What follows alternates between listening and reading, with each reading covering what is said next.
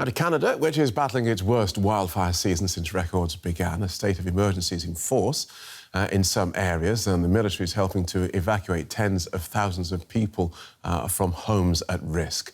Now, there are hopes that the worst is over, but the destruction is already massive. Homes, businesses, and the memories that once lived in the small community of Enterprise, all wiped away in an instant. Nearby in West Kelowna, residents flee as the flames close in. Many of them had only a few hours to leave all they had behind. We were told to get out, evac orders, quickly packed up our stuff, went to my parents, which is in the safe zone, but still in West Kelowna. Very worried. Luckily, the winds died down. Our house, for now, is still standing. Neighborhood's still standing, and we're just thankful for that. More than 1,000 wildfires are burning across Canada, half of them out of control.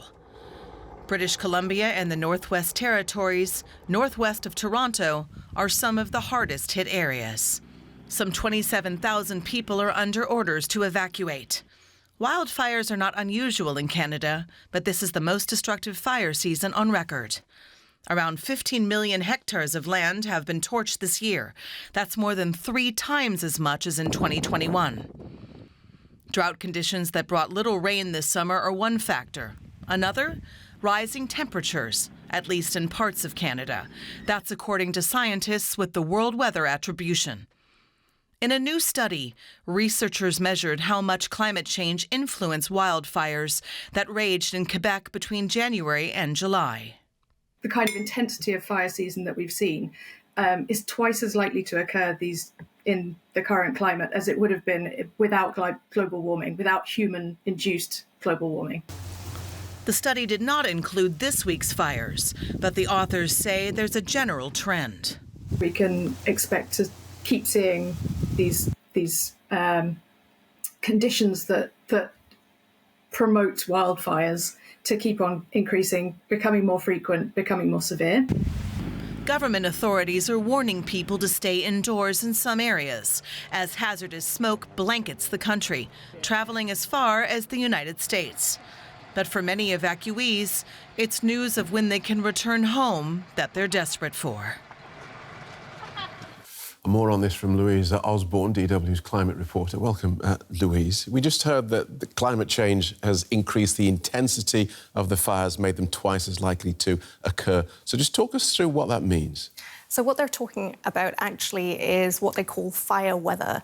And this is the dry, hot conditions, windy also, that lead to the worsening of these kinds of fires. And we're not talking about the way that they've started, we're talking about the way that they have spread. These conditions have been made twice as likely by climate change, so the burning of fossil fuels. 15 million hectares, as we've just heard, that's twice as much as previous records has been burned already this year. And the authors said that that was absolutely shocking. And they've said that these are conservative estimates that they've made about this being twice as likely, and the climate impact could actually have been more. Right. And is this also the case for the wildfires that we've seen elsewhere in Hawaii and Tenerife, for example? So scientists are usually not very keen to attribute climate change to events that they haven't already studied because it's so difficult to know for sure without having done that analysis.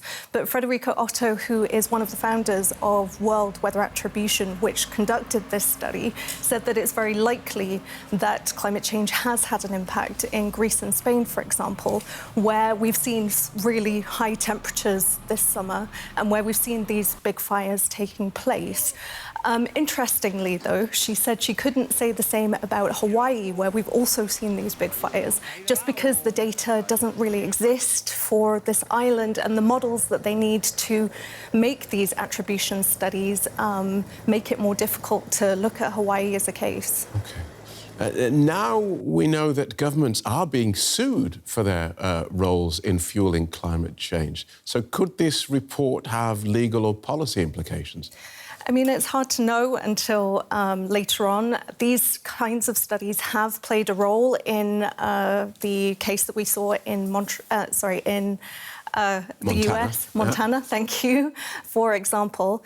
So it's quite possible that in the future that could be something that would come up. But the real reason for this study is to highlight the problem of climate change and how that is impacting the wildfires that we're seeing, the kinds of extreme weather that we're seeing, so that governments can look at making policy changes or looking at the way that they deal with fire management in the future, for example.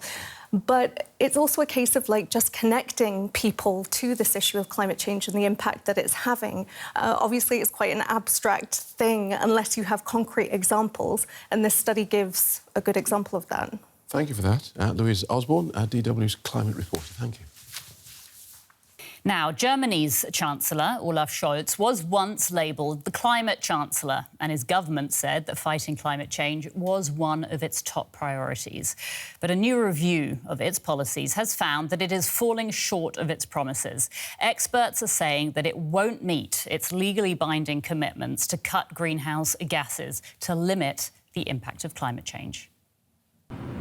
Germany has set itself ambitious targets to cut its emissions of greenhouse gases, gases produced by human activity that are the main drivers of climate change, like carbon dioxide. The government has vowed to achieve a 65% reduction by 2030, so in 7 years' time. But according to a new review by Germany's Council of Experts on Climate Change, the country is unlikely to reach its own targets.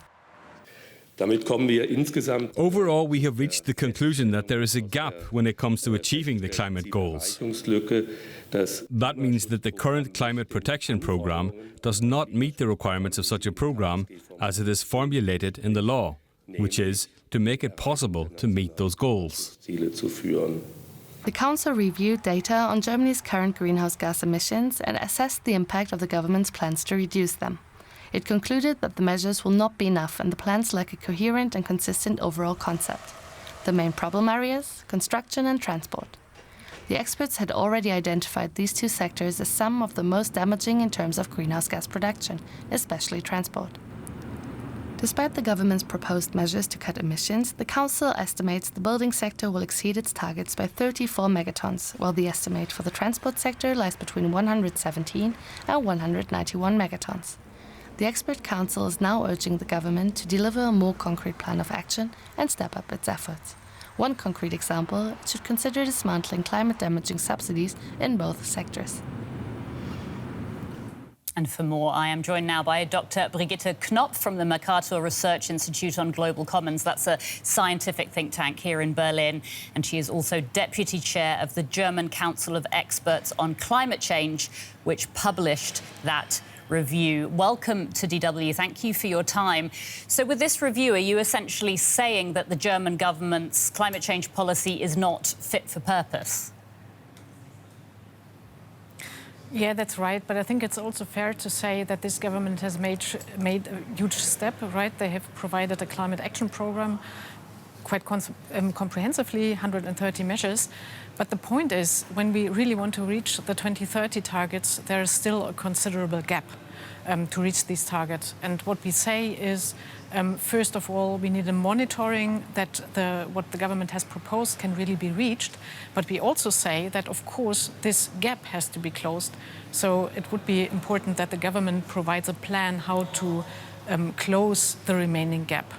OK, and can you tell us about the Climate Change Council's concern that it's also not receiving enough data from the government? I mean, can we assume that the government is hiding something here?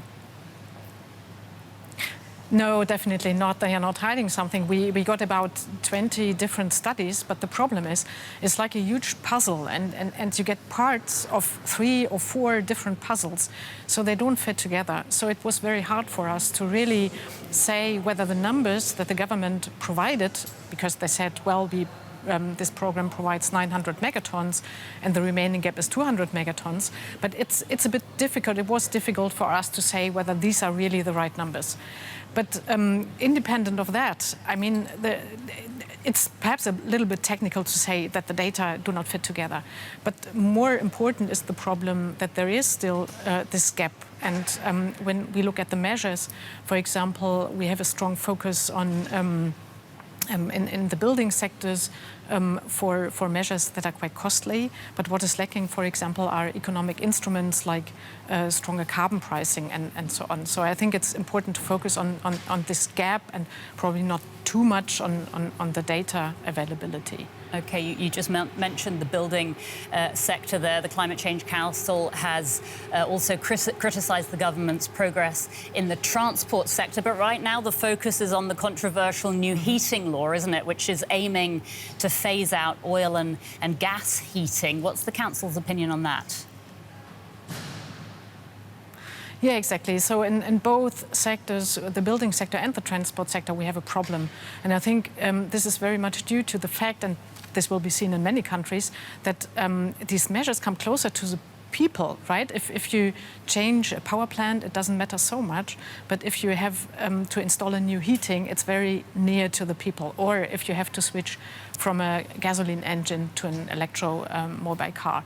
So this is where the conflicts are. And what we say is that this new law for the building sector, it is a step in the right direction, if it is complemented with the right measures, but also we need to address the social aspects that are related to that. So this is why we also say we need a full-fledged, comprehensive approach and concept really to address this full transformation to really get to the targets by 2030. OK. And Dr. Knopf, I would love to ask you what you specifically would like to see the government do to get back on track towards achieving its climate goals, to speeding everything up?